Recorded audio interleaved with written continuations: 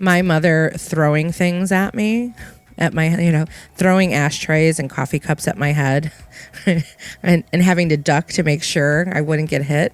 And she's like, that's not normal. I'm like, okay. All mothers don't do that.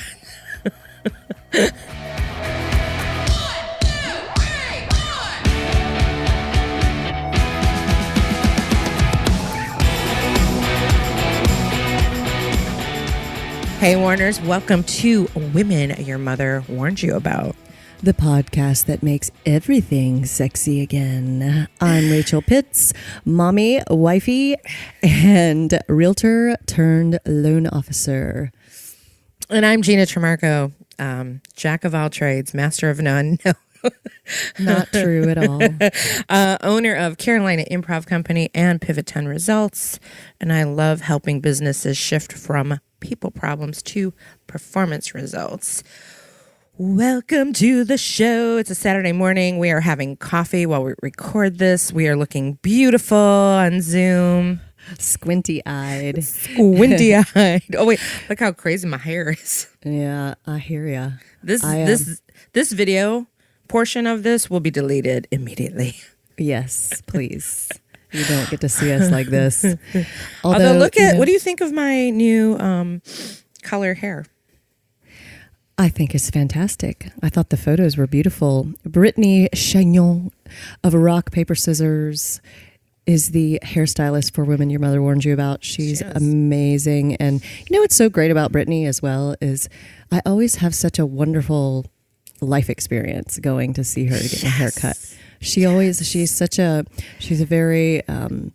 close to Jesus, and she's been through so much with her husband. He just finally got his his approval for citizenship, and it's just the resilience of this woman is absolutely incredible. Like, I thought I was pretty resilient, but what they've been through is just incredible. And a shout out to Brittany.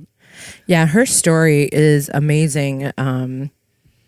Her husband is from Guatemala, and we won't go into all the details, but it was pretty scary. But she did the work. They spent so much money to do it. And there was a chance that he wasn't going to come back from Guatemala. And he's back, because I saw her when I was getting my hair done. I'm like, so when's Miguel leaving? She's like, he's already back. I said the same thing to her. And, long story short, just to clarify for our listeners, he's from Guatemala, as Gina said, and it's a very, very difficult process to get your U.S. citizenship. And they did it the right way, and they went through so much money and time and stress and frustration. It's incredible. And he had a really good result. We should have her on and let her tell that story one day, to explain the process to people who might be, and also to help people understand there's people out there like Miguel who are very hardworking and want to do it right. But good God Almighty, it was like, I wanted to cry for her a lot of times, how many slam doors and roadblocks and pitfalls they ran into. Well, even just the... they did everything possible to prepare, because they had heard every horror story, and she literally equipped him with a briefcase of every possible document. And and she's so funny the way she imitates him too, because she repeats his stories, and she's like, he said, they didn't even ask for the papers you gave me. She does it much better. I mean, she does it great, Miguel. But yeah, so that's pretty exciting that she's back, and it is a really good experience. Seeing her, because she is close to Jesus, and oftentimes I'm like, I'm going to get a lecture about something. There's going to be a Bible verse about something, but it's cool, because she's the one who introduced me to the church I go to. So yeah, she's awesome. a happening chick, but it's hard to get an appointment. So good luck out there, y'all. She's the best. Well, that reminds me, she used to be a coaching client of mine. That's right. So part of her success is my fault. There you go. It's all connected. Getting an appointment, not being able to get an appointment is well. All my and fault. here's an interesting thing that my husband and I have both been dealing with. And before bed the other night, I had to remind him to be grateful for how busy and blessed we are with work right now, work life, because there was a time And when I was your coaching client, Gina, there was a time when I wished my damn phone would ring more. And now I have so many people that need my assistance and guidance and services that, I have to remind myself of that time when I was scrounging, and now I'm blessed. So being busy is good when you ask for it. And being grateful in the moment, because you never know when it's going to go away. That's right. So we started to talk about resiliency, which is a really good segue because I have had resiliency on my mind lately because I have some stuff I'm going through, and I've always been that resilient. I can't remember the name of the person who sings this, but the song's Titanium. It's like my theme song. We'll have to play it sometime. Maybe Doug can play it.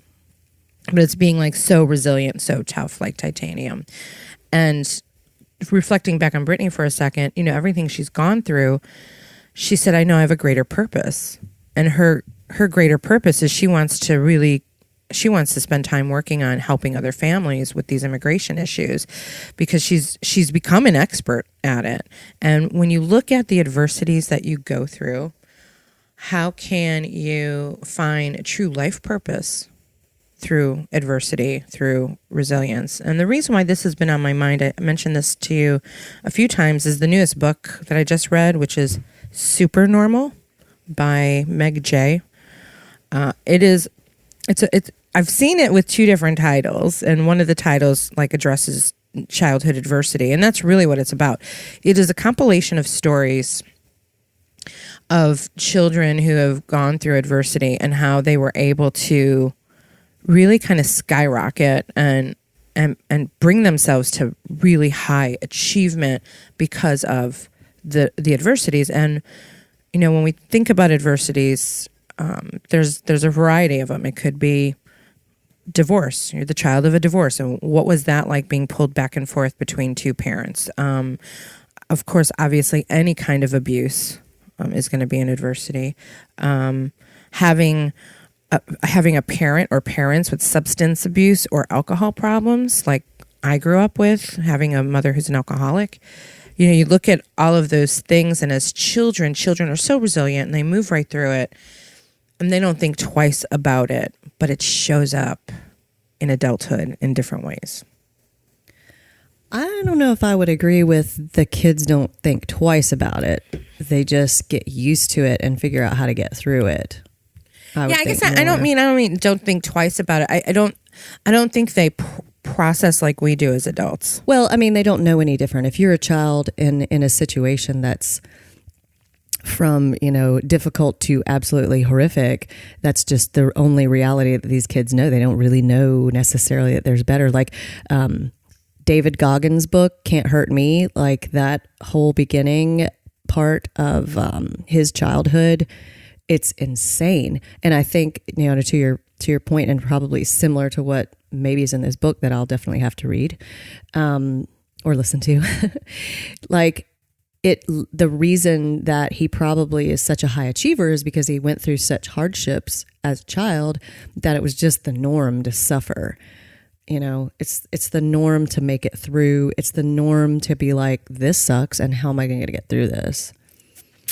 And it's not a great norm, but then there is positive result. Like if somebody asks me what my greatest qualities are, I'll say, number one, I learned shit fast. And number two, resilience, because I've been through some things. And in my book that you can find on Amazon, The Gift of Wreckage, I think, and I talk about it with people a lot, like I'm not the super positive, high achieving person because I was necessarily born that way. It's because I went through some shit. Like I wasn't this girl in 1994. I wasn't. I had to go through some shit and make it through some shit. And now when I use it to my advantage. I don't look back on my hardships. I use it to my advantage. Like I just like, I was at the gym the other day with my trainer and I was just not feeling it. I was like, I didn't want to do it. And he was laughing at me because I would go, shut up, weak voice. Let's do this. Shut up, weak voice. He'd feel like, oh, whatever it takes, girl.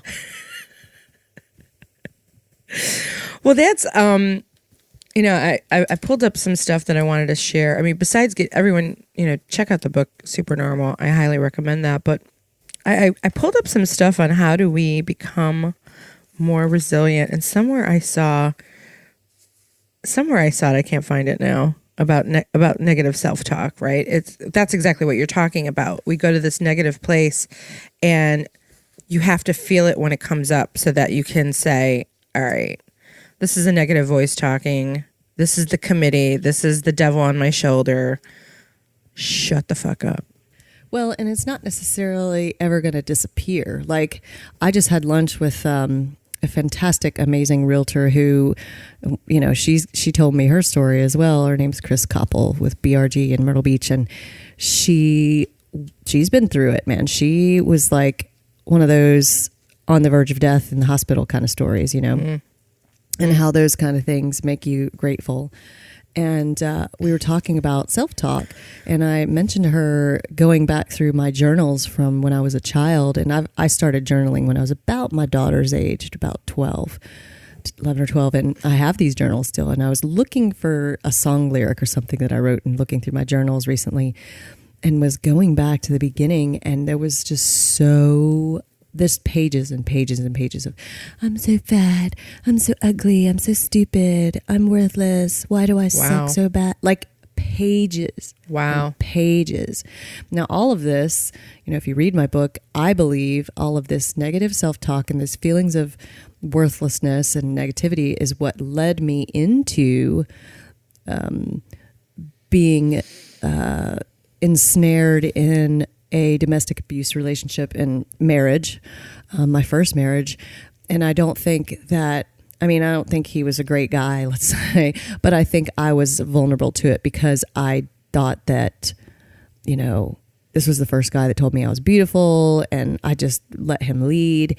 And I think when you're that vulnerable, that kind of predator comes along. Like you're primed and ready to be victimized, if you will. I don't really like the word victimized, but yeah. That and eating disorders and ultimately trying to escape all that with substance abuse, like all of it's tied to that mean voice, that weak, mean voice.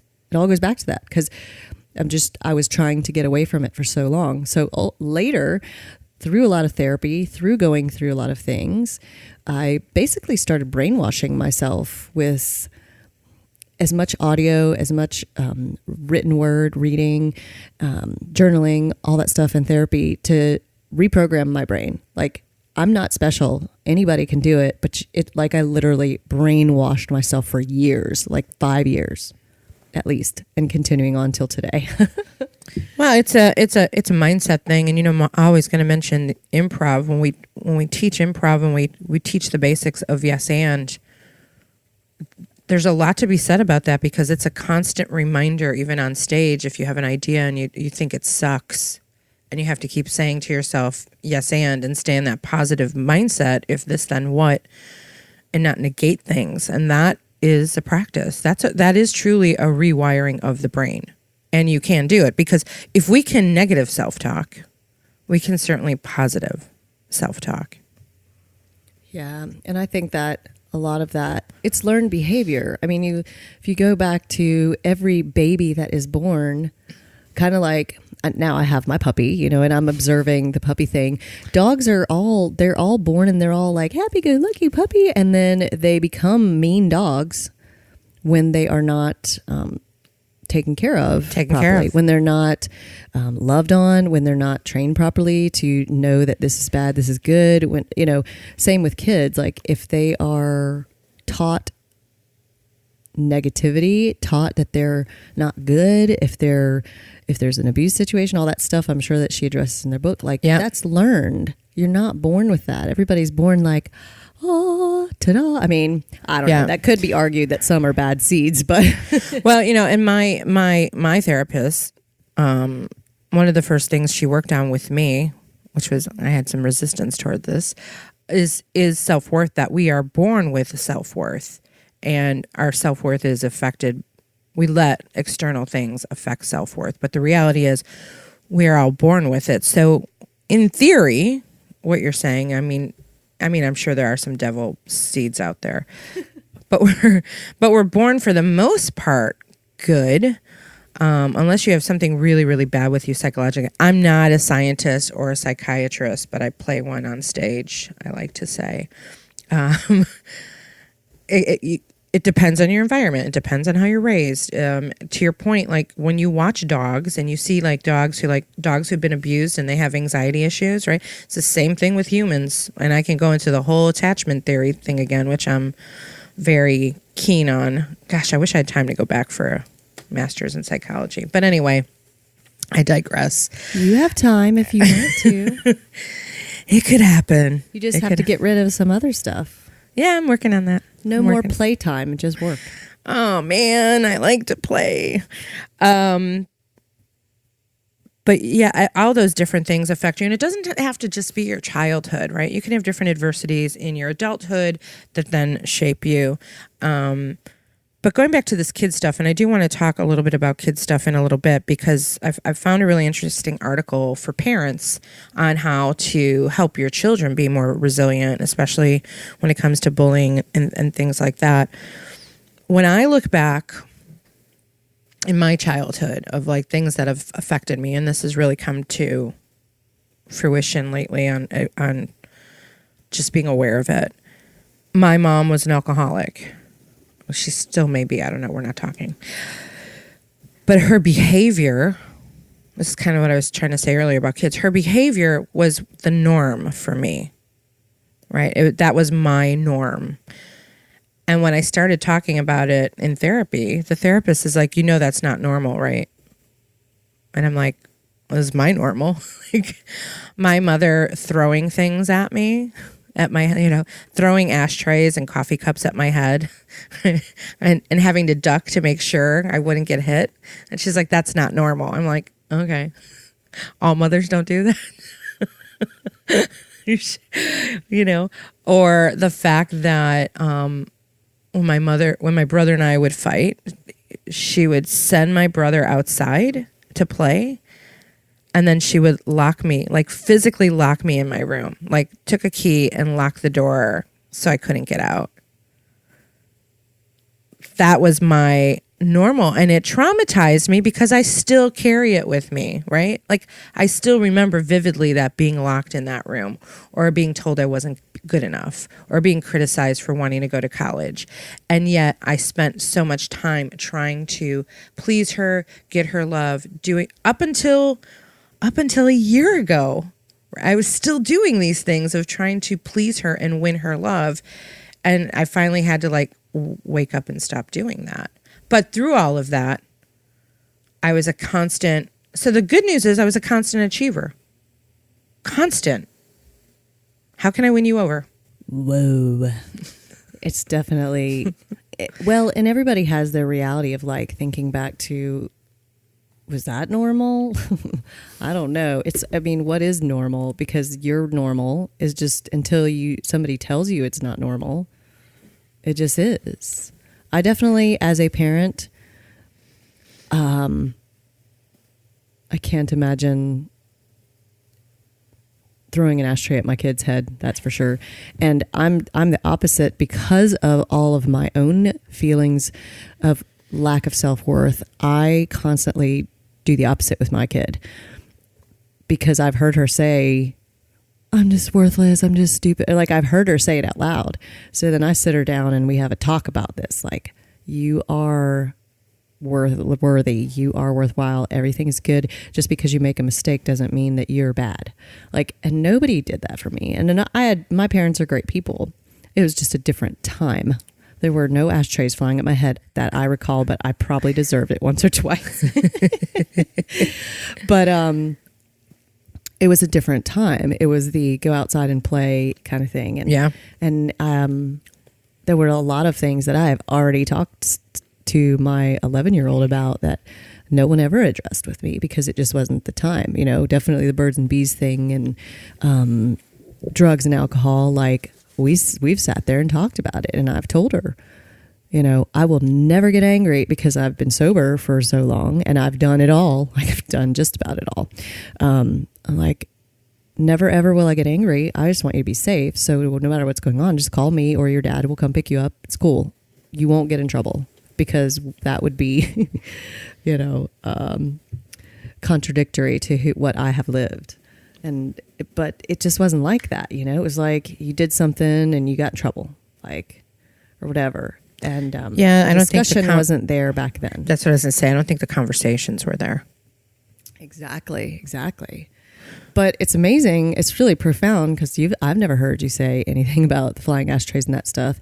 It's amazing that you. The look on your face was like, the look on your face was like, what? Yeah, I just can't imagine, especially being a mom. I know there's a frustration that happens with puppies and with children, where sometimes you're like, I've stood there and been like, yeah, I understand why people beat their kids. But I don't resort to that. So there's that fine line that some people cross, and definitely. An alcoholic's going to cross that line. They're going to cross the line because they don't know what they're inhibitions. doing. Yeah, they don't know, and so that's a it's a big deal, and that becomes their norm. And where did she learn that? Did she learn that because that was her norm? Like, you can go back and back and back. I mean, you can trace things, right? Like, and this is why I'm always huge on this childhood baggage stuff. I'm huge on it. I'm going to do something with it. I do have a bigger purpose plan I'm going to talk to you about. Not right now, but I have a big purpose thing that's probably going to come out. I'll start talking about it in 2020 probably. It's so funny, kind of Jeffrey Gitomer kind of picked up on my bigger purpose. That's a whole nother story. I digress. Where was I? The norm.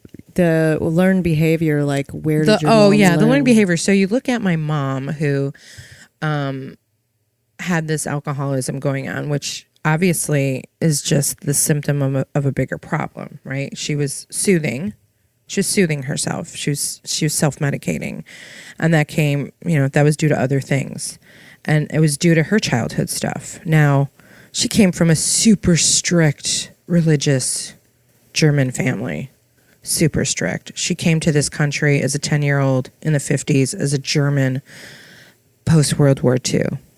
She grew up like a single, like an only child, because her siblings were so much older than her. She was like that oops baby.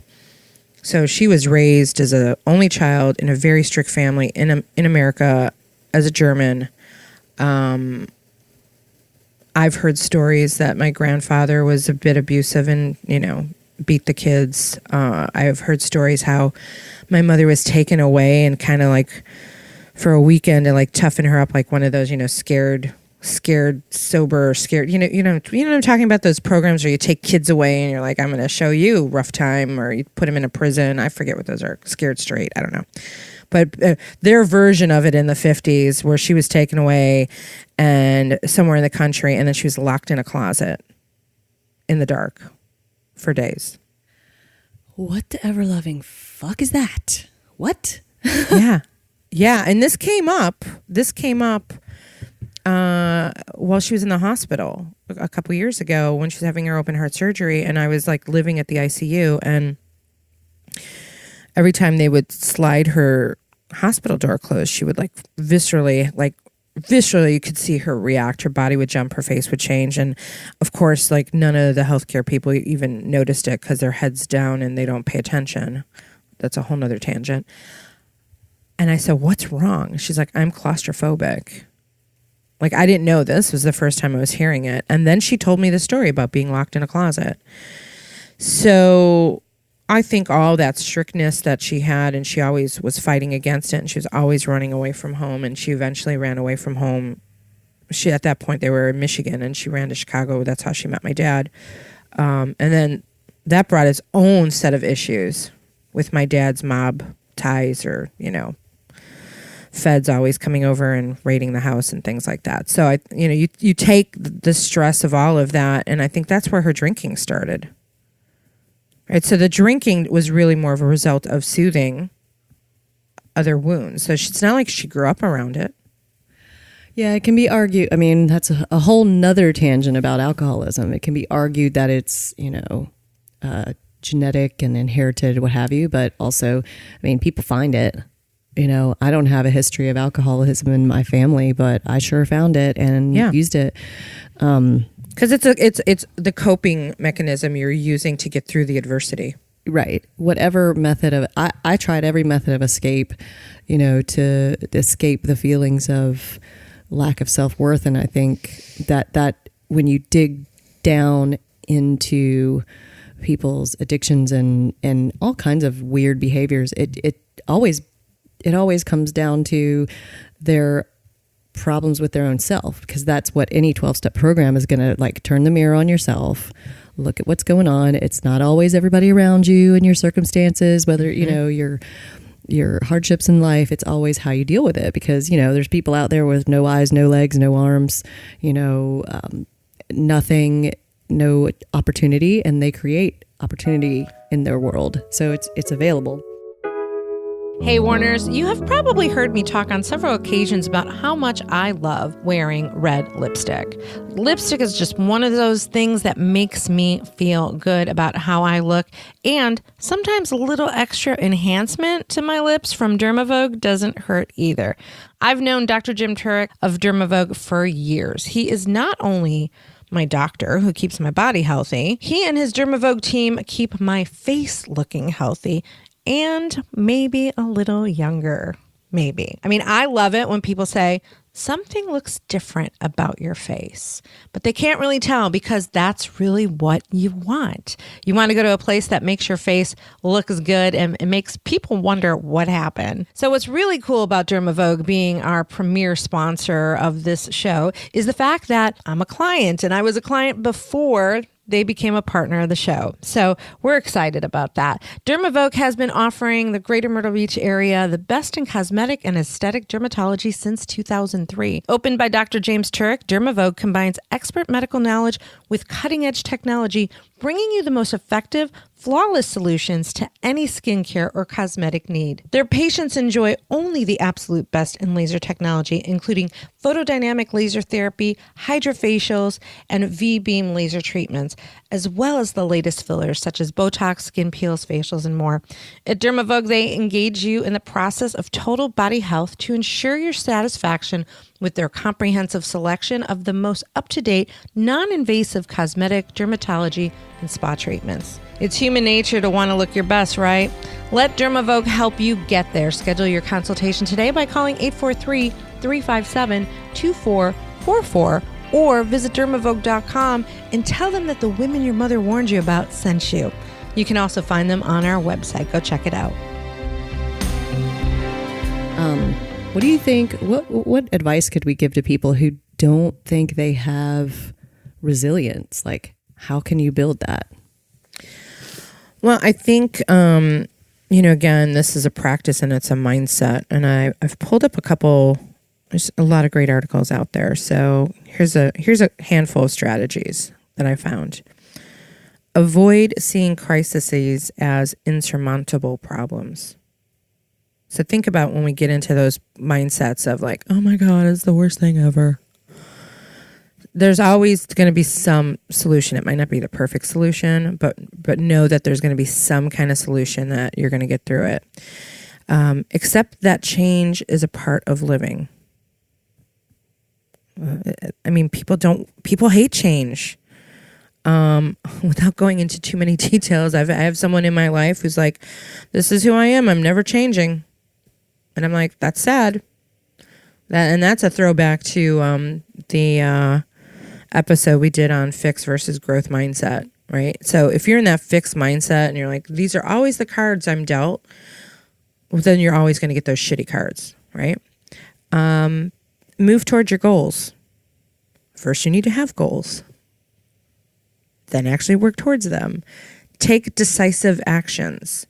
So many of us get stuck in, we become paralyzed in making a decision, which reminds me of we talk a lot about books. We should be getting a lot of money for book references, for book referrals.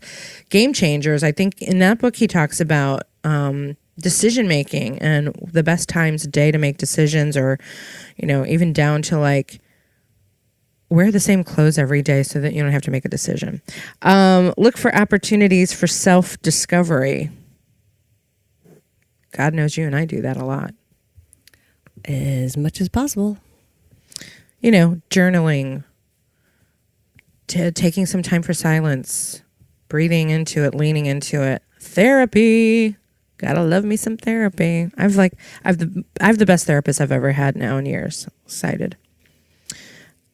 Nurture a positive view of yourself. That's a hard one. Yeah. There's a lot of times with that mean voice that we have inside, like you have to ask yourself, would you talk to anyone else that way? Some of the stuff that we say to ourselves, like, how would you feel about somebody if they were standing across from you and they said those things to you that you say to yourself sometimes? Yeah. This article says, in order to build emotional resilience, it simply requires being aware of ourselves and how we react in difficult situations. Well, going to that very first one that you mentioned, like not looking at crises as insurmountable, I know there's plenty of Warners out there who either experience it themselves or have someone in their life that's experiencing or experienced a major medical problem. Oh, God. And major medical stuff can scare the shit out of you, and I've had mine. Yeah. When I first was diagnosed with Crohn's disease, the only thing that I could think of was I had dated a guy years and years and years ago who had a sister who had Crohn's, and she had the ostomy, so the bag that's on the outside of your body and all this. So all I could think of for a little while was that's what's going to happen to me. And I was just, but then something clicked and I just went, okay, this is the type of gal I am, is like, let's figure out how to deal with this. And I had a conversation with a dear, dear friend of mine, and we actually have never had the same relationship since. She called me up and she was hysterical crying and so upset about how my life was ruined because of this diagnosis. And I had to halt her in her tracks. And I was like, I'm not going to take that stand. Like, that's not how I feel about it. It just is. And I really don't appreciate you trying to make me see that my life is ruined because of a medical diagnosis. Like, I'm going to figure it out. Like, why are you crying? And I'm not in my body. It was a very hard conversation. Like I said, she did not dig it at all. But, well, I mean, that comes down to empathy as well. And people can't have empathy, if they don't understand 100% the situation. Now, there's some stuff I've been going through, and you and I had a little bit of a conversation over a Facebook Messenger, and I've had a couple people say like, "Oh my God, this is gonna be so hard, and this is so hard and so hard." And I'm like, enough telling me how fucking hard it's gonna be, because if you guys keep saying it, clearly it's gonna be fucking hard. So enough. It's not gonna be hard. I'm going to have moments, I'm sure. But if I go into it in a different mindset, as I've done most everything, so tap into those things that, think about anytime you've had a hard time and how did you pull yourself through it, and tap back into that and find those. Like when I started my business, when I started Carolina Improv, if I would have listened to everybody, that company would have never started, because it was like, that'll never work. Not at the beach. Nobody will go see and show. Nobody will take classes. That'll never work here. That's all I heard. Rarely did I hear, what a great idea. Well, because people do tend towards the negative for sure. And, it's proven. You can look up medical proof on people, like let's use breast cancer, for example, of like women diagnosed with breast cancer or anyone diagnosed with the big C, where if you take the stance of like, oh my God, this is awful, you're a lot more likely to die as opposed to being like, all right, let's kick this thing's ass, and not accepting the horrible diagnosis. Because there's been people told by doctors they would only live for a couple more months, and here they are a couple years later, they're like, fuck that guy. It's just a matter of how you approach things, and exactly. It's your choice. It's totally your choice. Exactly. And not to say that it's not going to be, like you just said, there'll be moments, but you got to just like shake yourself off. Like the other day, here's a sales example. The other day, because I'm shifting from real estate sales into mortgage now. So I'm low man on the totem pole, right? And all I do is call people and try to, let them know I'm making this shift and try to win their business. And I was, like the mean voice was coming in like, maybe this isn't a good idea. Maybe it's not going to work. No, like that. And so I said, you know what? Because my voice was like, just stop. You've done enough for today. And I said, no. And I sat down and it was like 4 or 5 and I made 20 more sales calls. Like I had to shake myself, but I made 20 more. And then I was sitting at my computer till 10 o'clock that night, doing follow-up emails for all 40 calls. But like, I was like, not one more call or 2. Let's do 20 fucking more. And as a result, I had a kick-ass day yesterday. Some amazing shit happened. And it's just a result of like pushing through. And that's what can happen with resilience. It's just push through it, push through the difficult, fight. It's okay to be uncomfortable, but that's part of resilience. Like you don't get resilience from like being in the rose garden. You get resilience from feeling the sting of the thorns. Yeah. You get resilience from the hard work. Yep. And the hard work involved in facing yourself and not blaming just sticking with the business thing. It's not that there's not enough business in the world. It's that you are telling yourself that because there is enough business in the world. Yeah. And it's continuing to go back out there, right? Like, so talking about sales, because we do make sales sexy again. You can't just take one no and walk away. And I know Keith and I have had this conversation. It's like you want to push people to a no, so it's a no and it's not a maybe. But even a no might not be a no.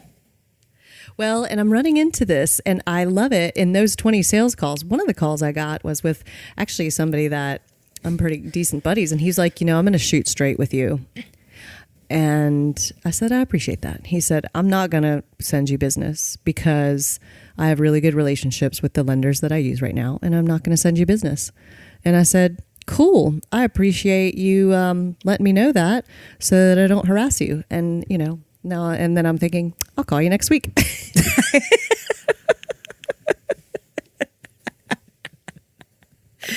And it really is. I swear, for all the people out there that hate doing the sales call thing, I have been grinding it so hard that I've reached that place where I actually really enjoy it now. And if somebody tells me hell no, then I'm like, okay, awesome. And it's just a challenge. Well, thank you for the challenge. Yeah. And when you're sitting on the side of, you're not making enough sales calls, because I've been there lately in the last couple months. I know that I'm not making enough sales calls, and that's why my pipeline's not full. So you're like, yeah, fuck that go for no thing. That sucks. But you got to push through to get to that point. Like we're talking, I've been tracking it on paper since I started with US Mortgage. Every single person I call that I can fit on the page when I do a lot, but there's, I've done a lot of calls. So now I'm getting good at it. It's just practice makes better.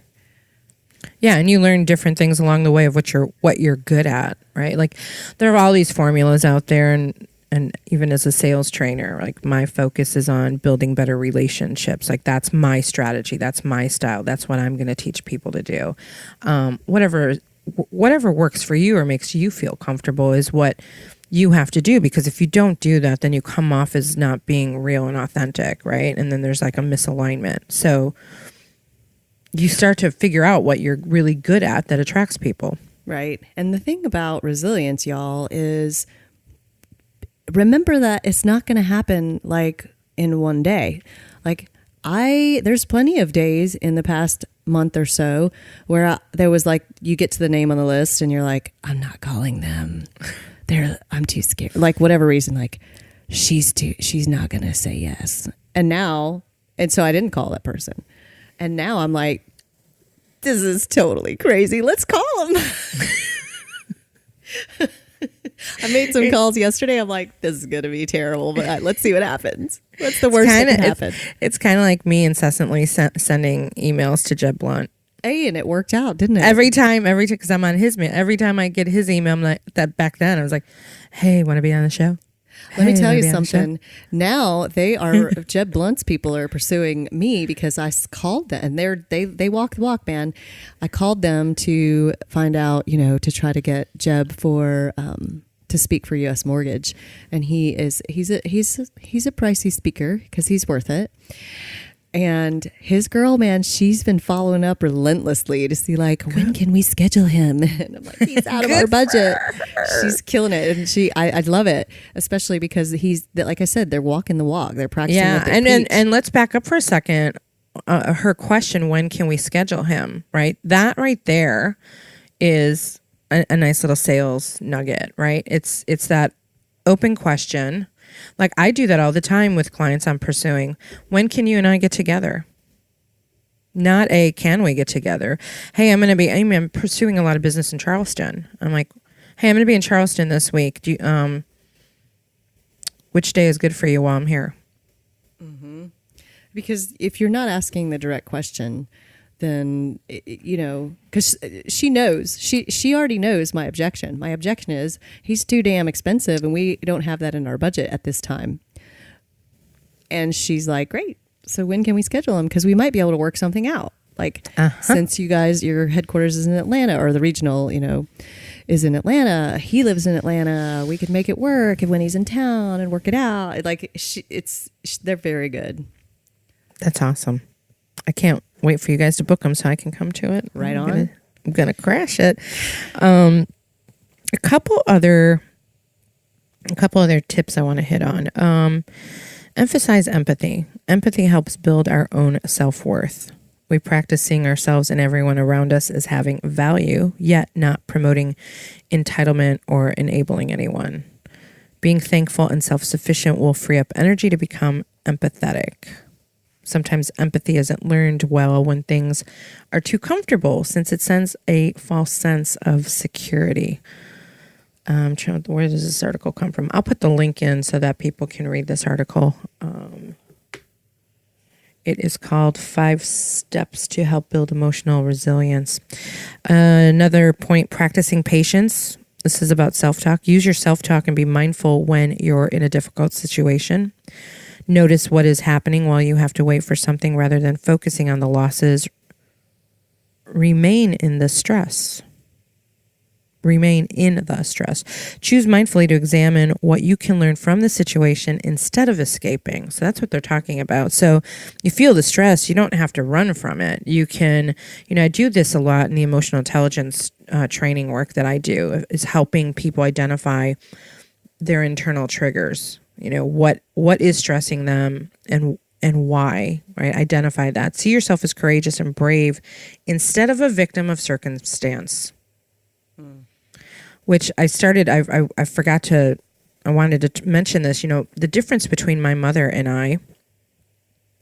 My mother comes from a place of the world's out to get her, right? I come from a place of the world has a lot to give me. I feel that. So it comes back down to mindset. Next tip, creating capacity. Instead of finding something temporal to ease discomfort, we need to be asking ourselves what the root cause might be. Maybe it's an unresolved hurt or chronic condition. It may not have an immediate solution, but we can experience peace despite its pressure. Well, let me tell you something about sobriety. So I've been sober for 7 years now, and there are definitely times when I want to have a drink to escape a stressful day, right? Because that's what a lot of people do. They're like, oh God, a stressful day, I'm going to go have a glass of wine. That's kind of like the go-to for a lot of people.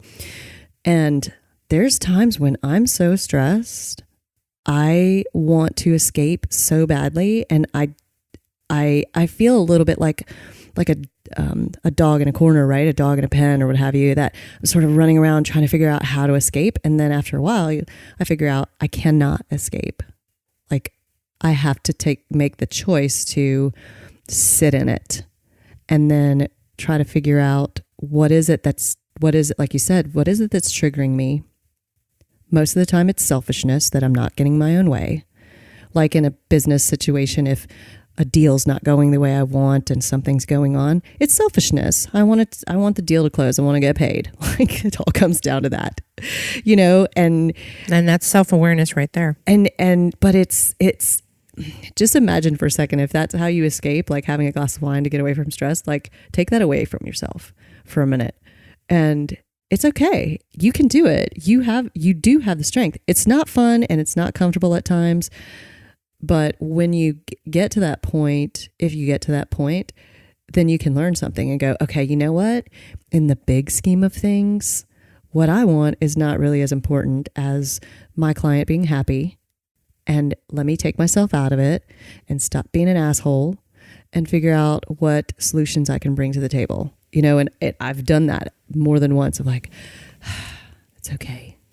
It's not fun though. A lot of times there's a hot bath involved, but well, I was going to say, there are how do we break bad habits? And I forget what interview or book this came from, but replacing bad habits with good habits, right? When you talk about I am just as guilty of like, I'm going to go have a glass of wine from the stress, but I'm also really cognizant of it.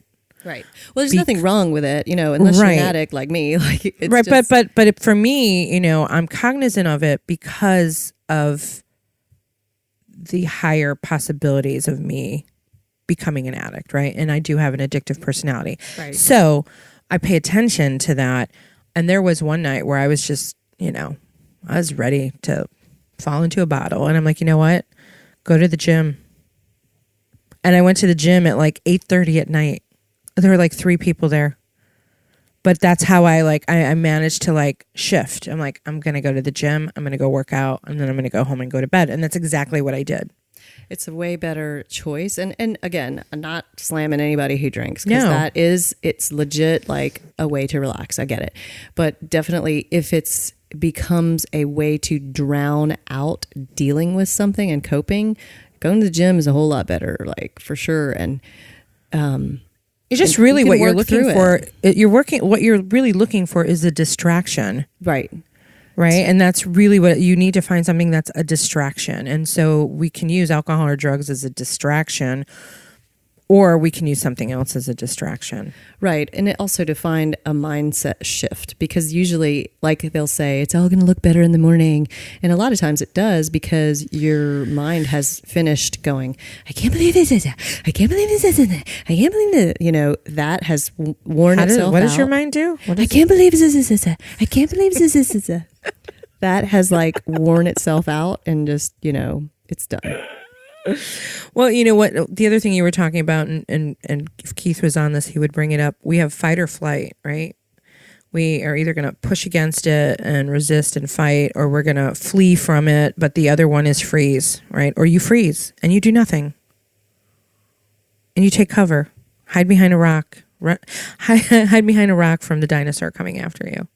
Yeah. Another tip for developing resilience is think about someone that that's you consider resilient and they've been through things, and ask yourself, do I want to have my story be someone that was weak and crumbled and hid, or do I want my story to be, God, that woman went through a whole lot.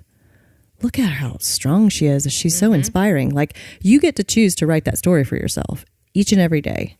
Yep. And even if you've been playing the victim up till this moment, you can change that right now, because then your story will be, God, we didn't think she was going to make it. And then she had this moment. I don't even know what happened. It turned around and she freaking crushed it.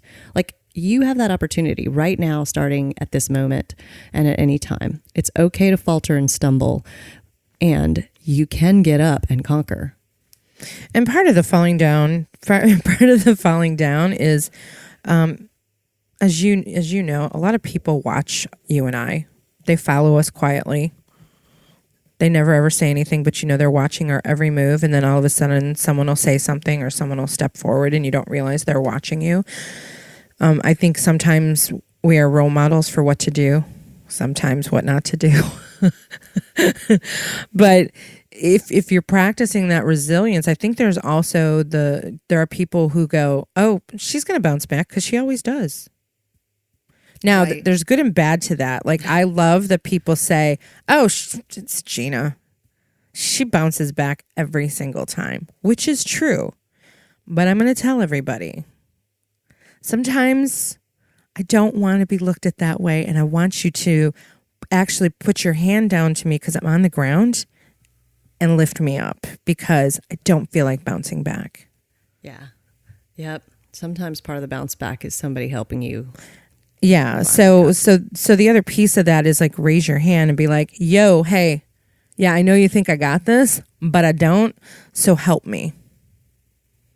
So that's a two-way street. I want to, before we wrap this up, I do want to kind of quickly tap into this for parents, for kids, because there are another article I found, and again, I'll post this or give it to Doug to post, strategies to build resistance for kids.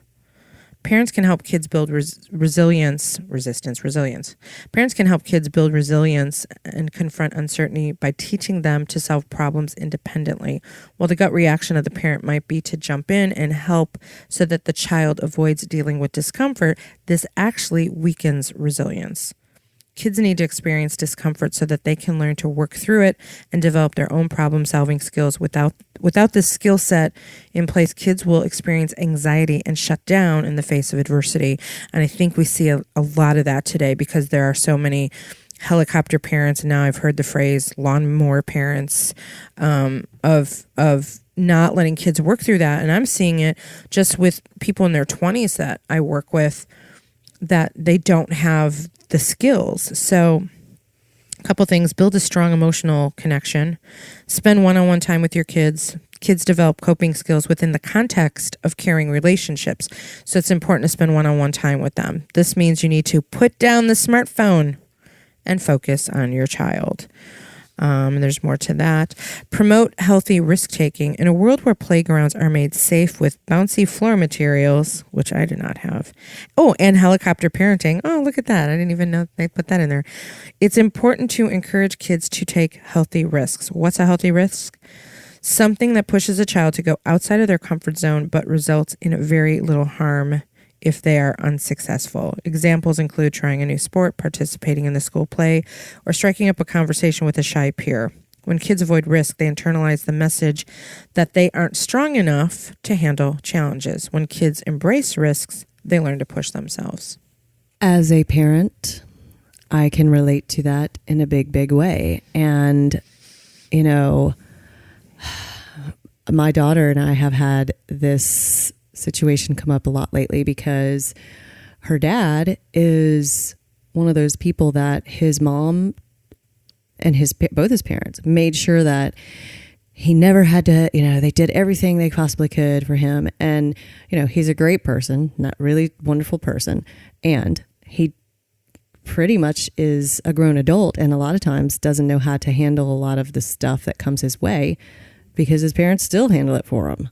And so I struggle against that with my child because I don't want her to be that way. I mean, frankly, when she's 40 something, I don't want her fucking live with me. I want her out on her own, doing her own thing.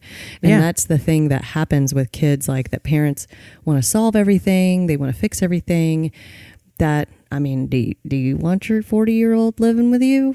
Because they will if you don't teach them to do shit, Well, I know some 30-year-olds out there still living with mom and dad. Yeah. And some people do it for financial reasons, fine. But are you doing it for financial reasons because you can't fucking pull it together? Is that what it is? And so I struggle with it with my kiddo because, and that's one reason I put her in Montessori when she was young, because the premise of Montessori teaching is if the child can do it themselves, let the child do it themselves. Because, you want them to feel proud that they can do small and large tasks and achieve things so that they go on to believe they can do it and fix stuff and not have to get mommy to come in and fix it.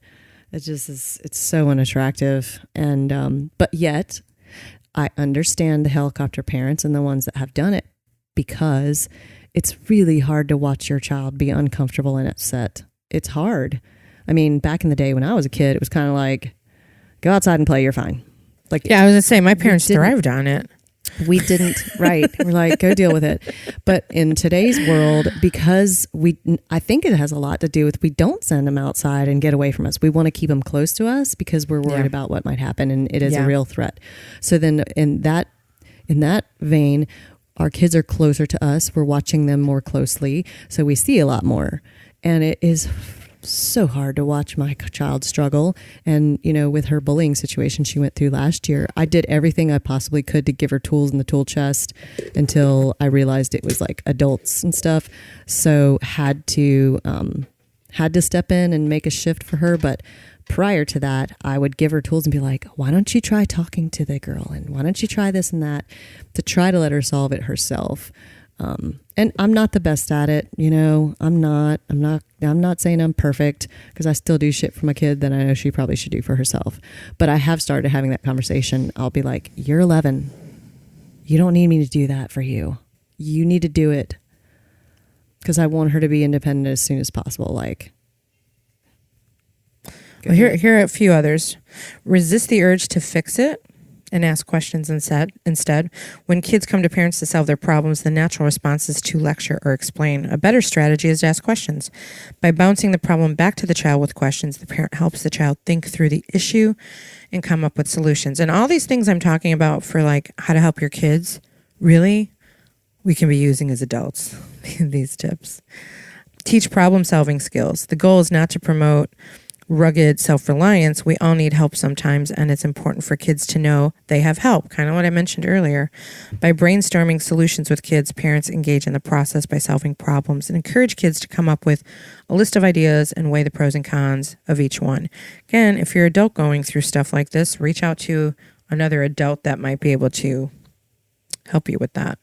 Label emotions. When stress kicks in, emotions run hot. Teach your kids that all feelings are important and that labeling their feelings can help them make sense of what they're experiencing. Tell them it's okay to feel anxious, sad, jealous, etc., and reassure them that bad feelings usually pass.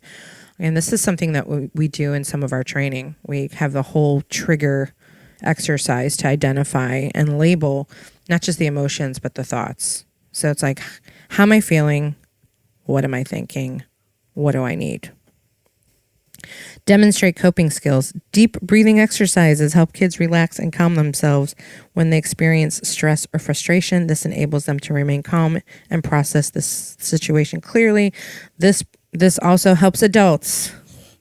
I had to do it. I had to do that just the other day. Roxy was getting her vaccinations, and she was freaking out.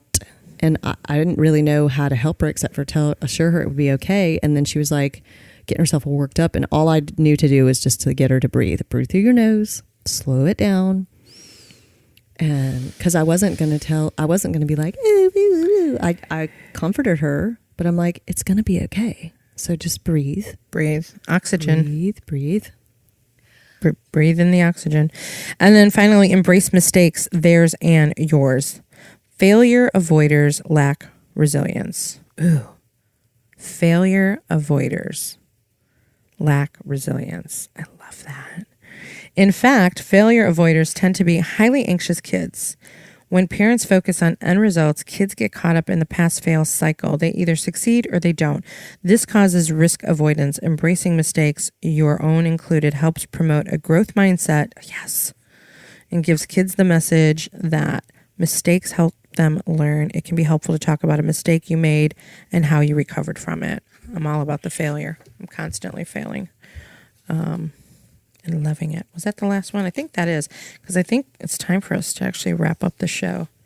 Oh, there was more, but I'll post the link to these articles because I think these are really good articles for anybody who wants to work on their resilience or help their kids with resilience to, be a higher achiever or get to the things that you want to get to. Being more resilient will be helpful. We know it. We walk the walk. So now we're talking the talk. It's time for us to go. Time to move on. Sad. I know this was kind of a deep, more serious sounding, not as much laughter when we have Keith on board with us, but it's because it's too early. It's too early for us. We've both been running really super hard, and squeezing in recording time has been a little challenging. So we're like Saturday morning coffeeing it. And this was fresh on my mind. Again, the book Supernormal by Meg Jay. I'll post a link to that. I'll give some love to our amazing sponsor. This show is brought to you by Dermavogue. The people that also keep us looking sexy. I don't know if you've noticed, I've had some other, I don't know, we'll talk about it later, but they keep me, I don't know what's going on over there, but you're making some funny faces on video. But it's time for us to wrap up this show. Thank you so much to our Warners for listening today to Women Your Mother Warned You About. I'm Gina Tremarco. If you want to find out more about me and our companies, go to ginatremarco.com. And for Rachel, you can find me, Rachel Pitts, all over social media as Rachel on Real Estate, or you can visit rachelmtg.com. And to find out all about us, including Keith Walters and all of our social media links, you can easily find them on womenyourmotherwarnedyouabout.com. Awesome. And if you get a chance, please give us a review and a rating, and we will read your review on a future show. As a matter of fact, I just realized we forgot to read some reviews. We've had some new reviews come in, but we'll read that on our next recording. So it is time for us to sign out this morning, today, whatever this is, whenever you're listening. I know I shouldn't be saying this morning. It just is this morning for us. And remember to, I don't even remember the tagline, keep it real, raw, relevant. And what else, Rach? A little irreverence doesn't hurt either. Bye, Warners. Bye.